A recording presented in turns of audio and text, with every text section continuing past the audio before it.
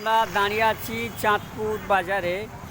তারই পাশে এক বৃদ্ধা, তিনি যে কষ্টের জীবন কাটাচ্ছে এবং তিনি যে স্বল্প রোজগার করে সেই চাচার কাহিনী আপনাদের সামনে আনবো।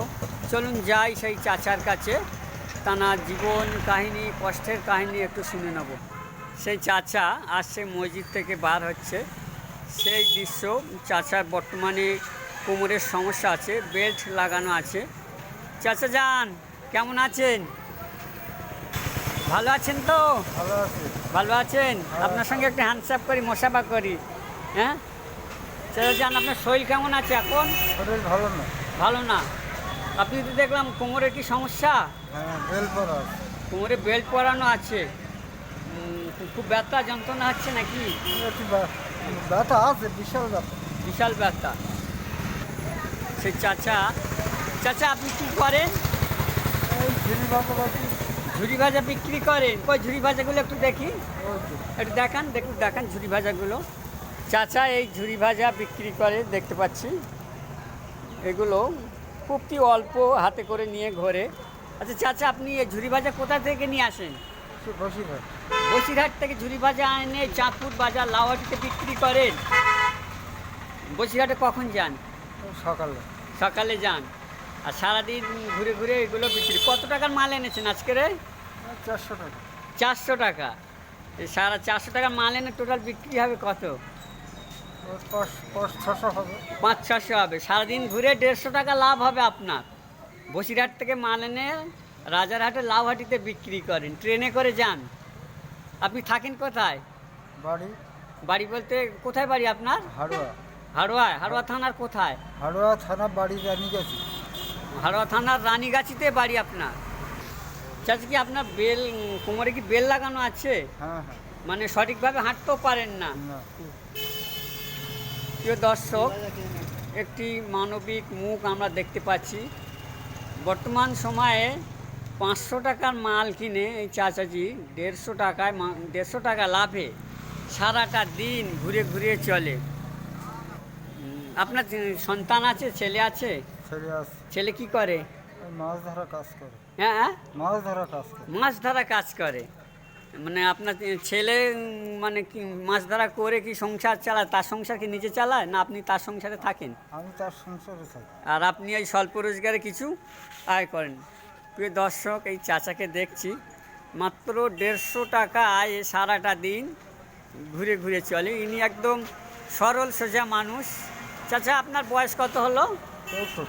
64। আপনি বৃদ্ধা ভাতা পান? আপনি বৃদ্ধা ভাতা পান না? এই চাচাজি 64 বয়সে, যে 64 বছর বয়সে তিনি এখনও বৃদ্ধা ভাতা পান না, অথচ 150 টাকার লাভে এই যে ঝুড়ি ভাজার ব্যবসা করছে, সেই চিত্র আপনাদেরকে দেখাচ্ছি। দেখুন হাতে আছে এই চাচার মুখে যে এত পরিশ্রম করে শরীরে কষ্ট নিয়ে মুখে হাসিটা এখনও ধরে রেখেছে। আমরা চাইবো এমন ব্যক্তিদেরকে সাহায্য করার, যারা পরিচিতির লোকজন আছে।